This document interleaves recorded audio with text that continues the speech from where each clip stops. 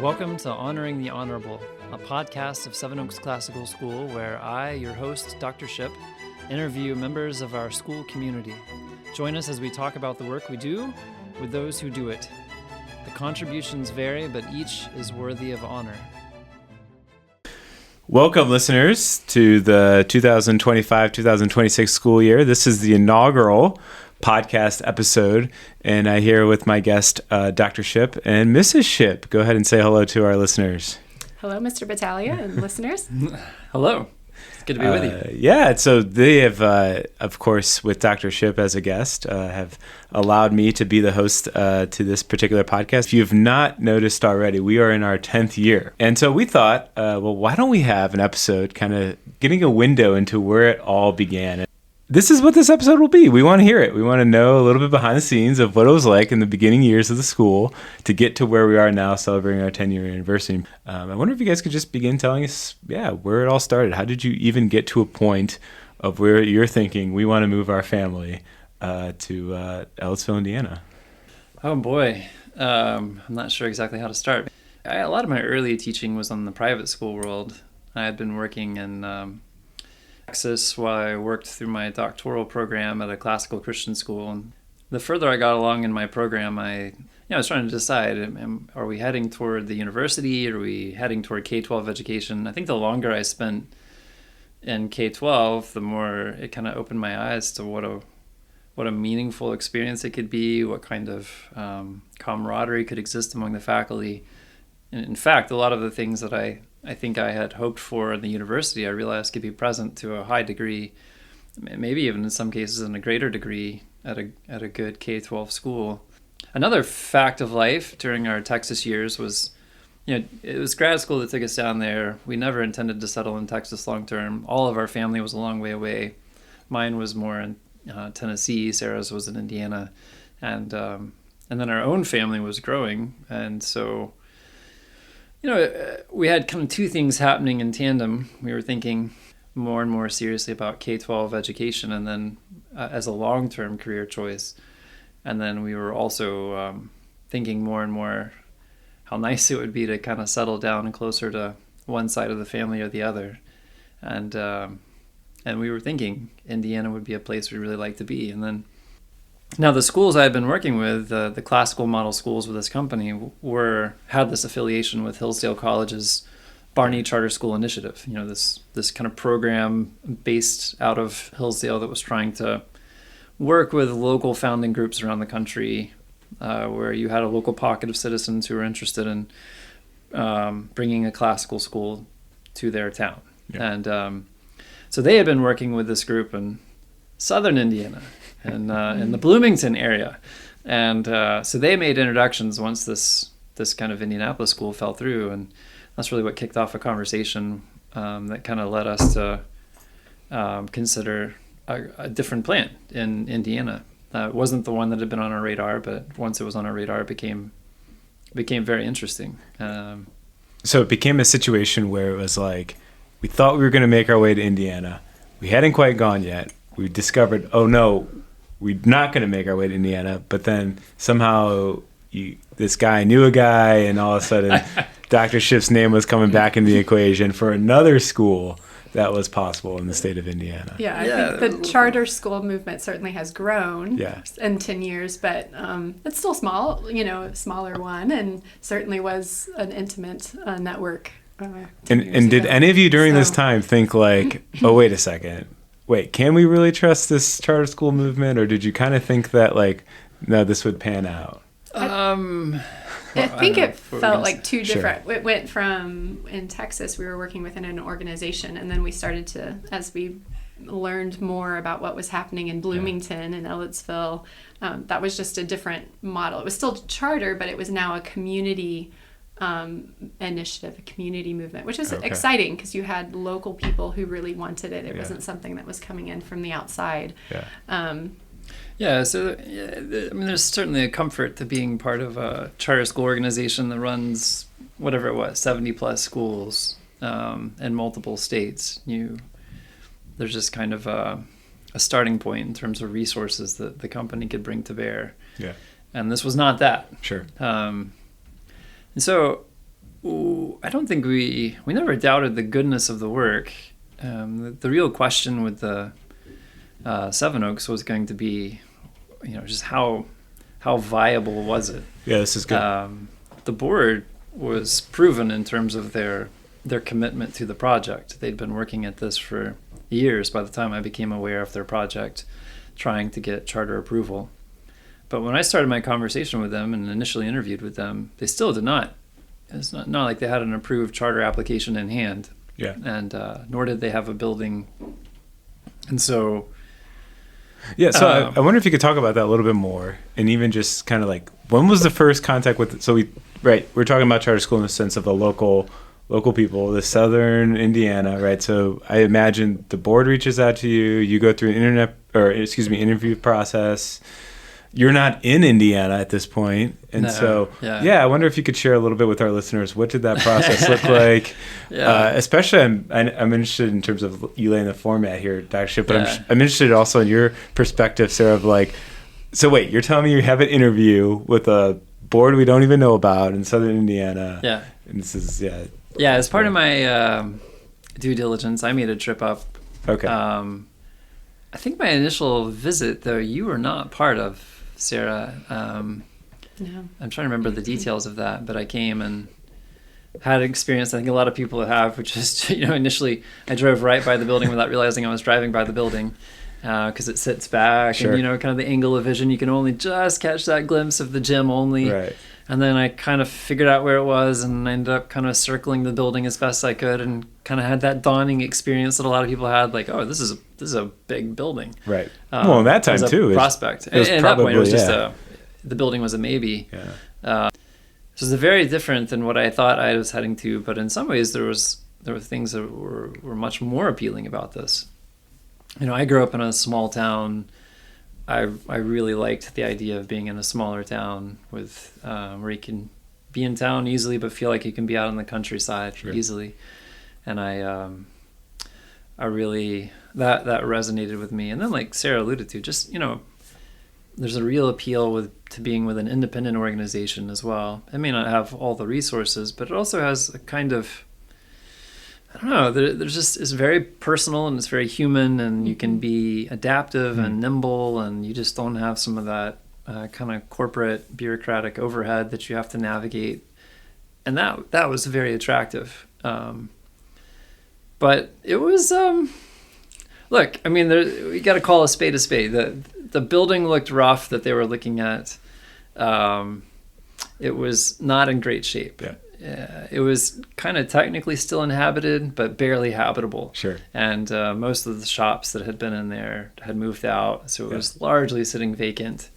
First time I stepped foot in the building, I mean, it was dark and grungy, and the room that's the athletics sort of changing rooms and storage area that had like some kind of orange carpet, and the front office wasn't much better, and you could see signs of water intrusion all over because the roof was failing. Sure. And then like the walls were covered with these kind of chintzy sort of Velvet Elvis style paintings or pictures that I think maybe at some point were conceived of as something you could buy, but I don't think something had been bought probably for the last decade. I mean, it was really it was an interesting place that boasted not one but two Pokemon Go stops. Wow. So the interview. Who did you interview with? What did you feel about it? I wonder if you could share that, and then Sarah, I'd love to his thoughts on how the interview went. And my first conversation was with Lindsay Weaver, still a Seven Oaks parent, and then the president of the board. So she and I talked some, and then I ended up interviewing with, 10 years changes things. I think it was most, if not all, the board, and the initial big interview was a phone interview. If I recall correctly. And then at some point we had another follow-up conversation. And then I think at some point they brought us up, and didn't they, Sarah? And we had dinner at an Italian restaurant over in Bloomington, and yes, yeah. So happened quickly. Happened pretty. Yeah, it wasn't a long. Okay. Yeah. So I wonder, Sarah, if you could share a little bit about what you received from that interview process. Yeah. Did you disclose much about the Elvis paintings when you maybe saw the building? I didn't get the description. Okay. No, I got to see that firsthand later. He was measured to, help the expectations be such that, there would be work to do. And I think both of us were in a place of, we had this desire and vision that had been stirred in the year prior with thinking about charter school in general. And so then to see a group of people so passionate and motivated to make it happen, while we knew from just what we could see and what we knew even from news articles and the comment section of that could be scary and make you tempted to question its viability or such, that we just were wanting to go for it, to really be part of this pioneering work. And so that was what I remember after conversations, is just the takeaway being they're very committed and there are these encouraging things happening. There would be work to do. That's good. But so you go to the interview, you see the building, you come back, you see these comments, these things about what's going on at this school. What is the point where you actually, I'm curious to when did you get the phone call that you're the guy, we want you to lead this enterprise? What was that reaction like? Was there any doubt? Did you question anything? Was it we're going to do it, we got this? I wonder if you could just share a little bit of that. I think by the March of 2016. Yeah, I guess it was March. By Easter, we had moved up from, and that was the end of March that year. Because that's right. It was right at the tail end of March. My family, and we had tried to buy a house ahead of that, just online. There was a house we put an offer on, that was the first house we ever would have bought at that point, just by a video, our realtor taking a video of it. So we were very much just great faith and it working out, and that one ended up not going through. The video house did not. No, it didn't. The video house we did not get. So we still moved and ended up lining up that's right. a condo, Eagles Lane. No, that's here. What's the what was it called? Lake Monroe. Yeah, there was some properties there was one place there. within driving distance where there were furnished little kind of 2-bedroom condos that you could have in kind of a short-term rental. So we just moved all our stuff up into, it was kind of in temporary storage, kind of like pod type things, and we just moved up and decided we would go for it and try to buy a house once we were up here in the area. And then we crammed into this little condo. Yeah, we had 5 children at that point. I remember in the 2-bedroom. So our oldest daughter at that point, she would have had 4 younger brothers.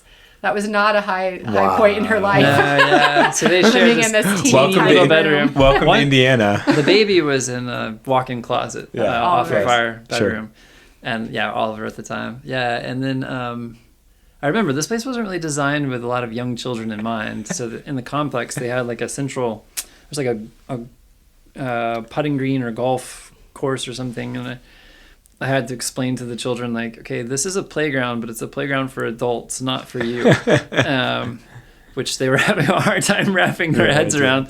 But I would drive up from there and meet with the realtor or come to the school. The school was interesting, because there was very few places the owner that we were working on an agreement with was very kind and allowed me to kind of office in there, and I spent a little time in the front office and a little time in the gym, which are really kind of the 2 places available to us. And I remember I had a couple other buddies at the time who were kind of also getting their first school leadership gig, and I remember doing a video conference with a couple of them, and one was in his nice new office, another one was in a nice new office, and then I was sitting on this couch that where I was just trying to think, really just trying hard not to think about what was growing there, while water was pouring down through the roof at different points around me. Yes. And so, there were opportunities to think, what have we done? Sure. Is this going to work? So I really had to practice compartmentalizing. Sure. There were some things I decided not to think too much about and try to preserve my bandwidth for doing the things that I could do. And we kind of walked away from a fairly comfortable position back in Texas and decided we were going to go all in on doing what we could to see this thing through. So in terms of like a timeline, you said end of March, you guys are moving up. So end of March, I think I signed an agreement. So we said yes. And then we were on the ground by sometime in April. Yeah, early April we were in the condo. And then shortly after that, probably within 2 weeks, we actually didn't take too long to have a home lined up. But then, of course, it takes some weeks to closing and all of that. So at some point in March, we moved in to west side of course, we were Bloomington, where we live. And still trying to get to know the area. And part of the introduction was just sort of beginning to hear more and more of the stories about some of the board's own kind of work and some of the conversations in the community that had happened. I remember when my hire became a point of news in the HT, there was like a letter to the editor with a welcome to Dr. Shipp, and it was a tad snarky. And then, of course, I never read the comment sections of anything, but the realtor shoved her phone in my face at one point and said, you need to read this. And she told me to scroll, and I started scrolling through the comments, and she actually turned. Sarah was in the front seat with her, and I was in the back seat of the car as we were going around trying to find a house. And she just straight up asked us, like, are you sure you want me to sell you a home? Yeah. Which is not what you expect your realtor to say. Sure. But we decided to go for it. Yeah. So here we are. So we're in March. We're moving in April. We're getting settled in. School's going to start in August. We thought, right? We're going to start hiring teachers, do all these things.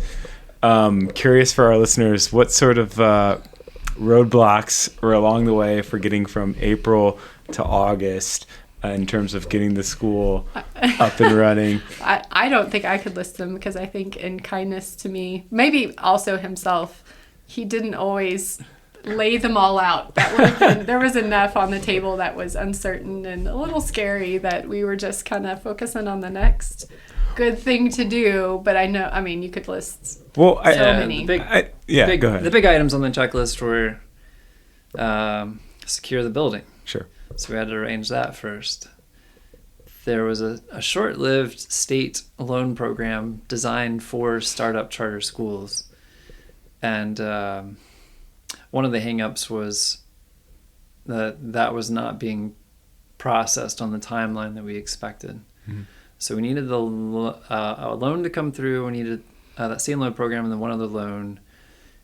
We needed to secure the building. We needed to make sure that the contractors got going and renovating at least enough to be habitable for start of school with the numbers we expected. We needed the authorizer to actually issue a charter. Okay. As a charter school, you've actually got to have a charter, and they had their due diligence. They had a checklist that needed to be complete.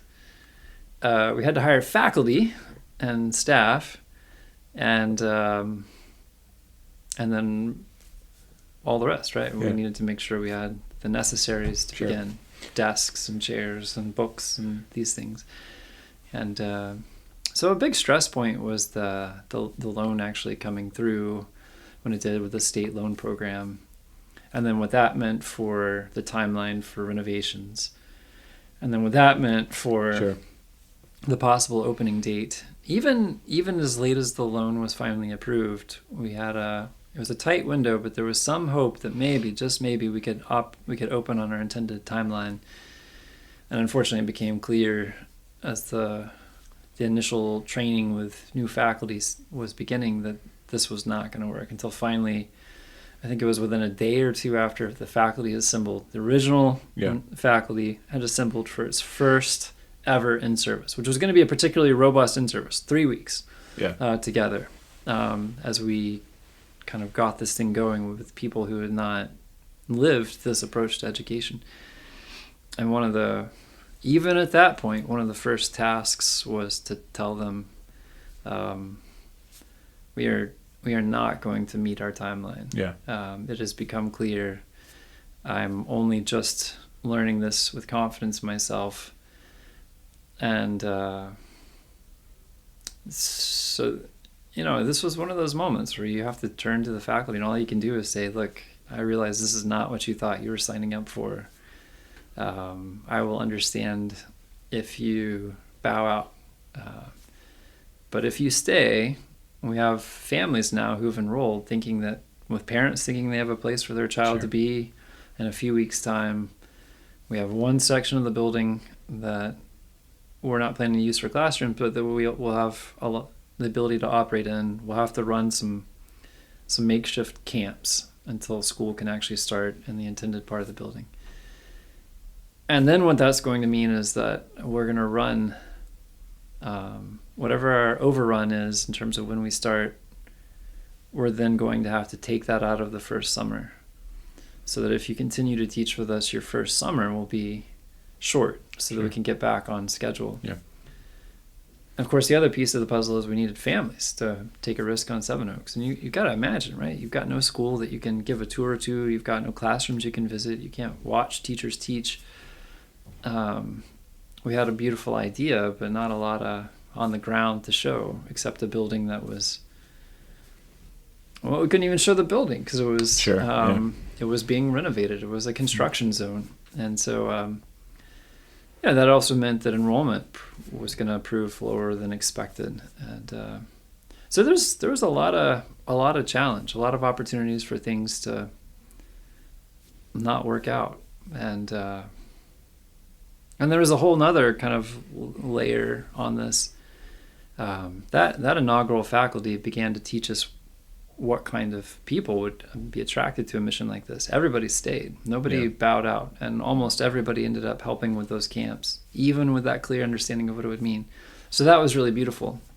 But it was, even in there, it was hard, because the roof had failed over that section of the building, and that part had not been done yet.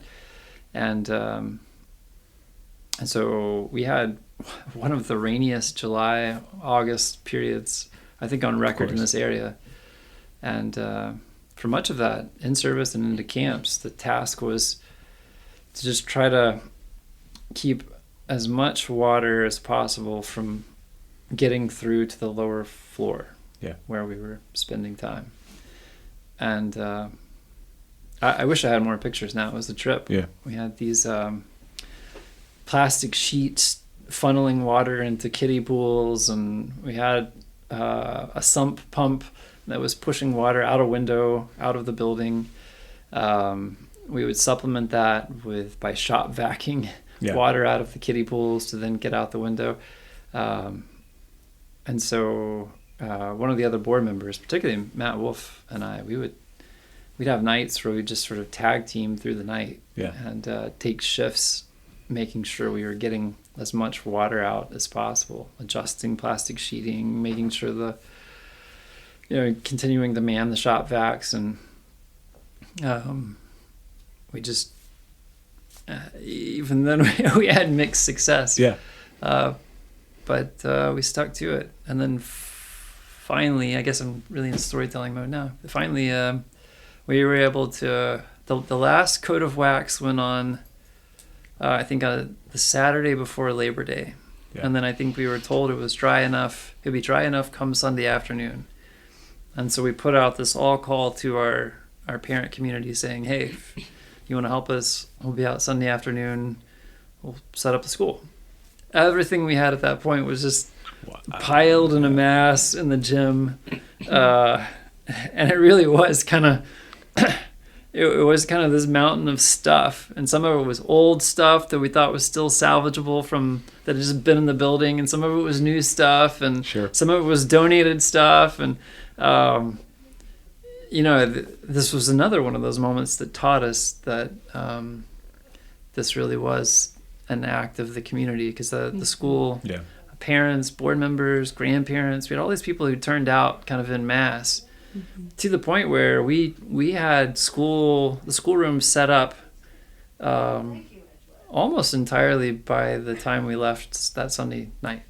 And we thought we were going to be working steadily through the day on Monday. We did some work then, but Labor Day was light, actually. Yeah. And then Wow. we started school on Tuesday. Yep. Wow. The day after Labor Day.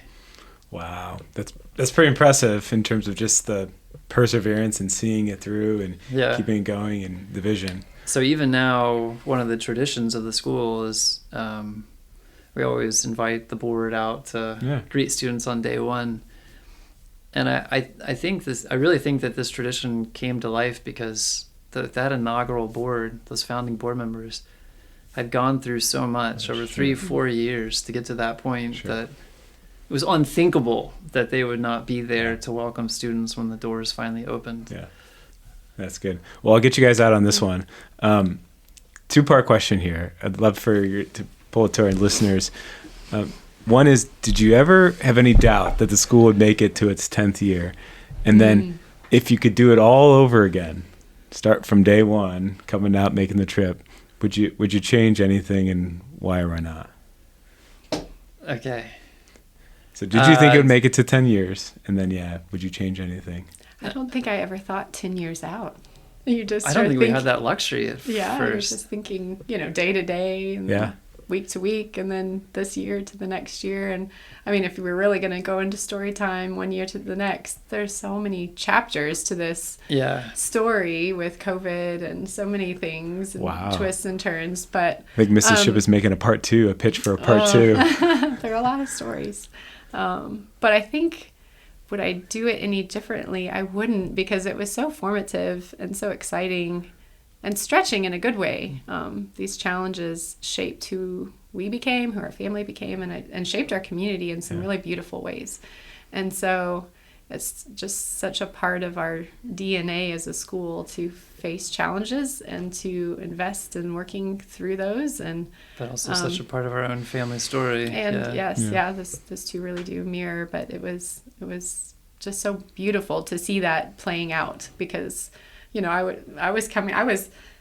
was pretty committed at this point. We had moved, our kids were enrolled, but I was like, we burned. There was no going back. Burned the bridges. And so, I'm coming up to the camps weeks before, and I thought, this is looking pretty rough. This is special. I can't believe there are this many kids here. And it was, so it did. Everything from the faculty who all hands on deck and who really put a brave face on just making it such a robust and beautiful few weeks before school opened, to all of the families that had come and were investing in this and had eyes to see what wasn't there yet to see. Just the vision of it was. Yeah, I still look back and think that it's remarkable, and my admiration's only grown over time for those who were part of those early years. I remember around about 2018, I'll say 2018, 2019, thinking, okay, it's actually going to be a kind of a discipline to get out of this mode of just thinking about the next thing that must be done, to really step back and kind of force ourselves to look more to the future, bigger picture, and do some strategic planning. Because it was easy to see from those early years how we were being habituated to kind of just living in the moment. There were a lot of precarious moments, and there were a lot of times, this could be a whole episode in and of itself, but there were a lot of times where there was something that needed to happen, or the right person needed to come into the scene, or something for the project to succeed. And so in each case, as it happened, it did. But even now I look back and think, that was improbable in some sense. Would I do it again? Absolutely. For all the reasons my wife named. I've seen some people who start multiple schools. I am not a person who has the least bit of desire to do that. I'm really grateful for the opportunity to have helped with this founding, but don't necessarily want to do that again. But if you told me like the only way to have what we have now was to relive it again, maybe I would. Well, I know that was my last one, trying to get you guys out on, but just before I say my final remarks, just any last word from Dr. Shipp or Mrs. Shipp? Yeah, I just want to stress that while I'm really grateful for the part that I had opportunity to play, we were just two among others who were doing what we could to help see this project through. And that's really the beauty of it, that this really was an act of the community, made possible by the community and for the community. And, and I can say with confidence, and I know Sarah probably would, I don't know what she would say, but I could not have done what I did as far as the part I played without her help. So it really was a kind of whole family effort. And, it is special to see this place in its 10th year, and now having graduated 2 children from the school.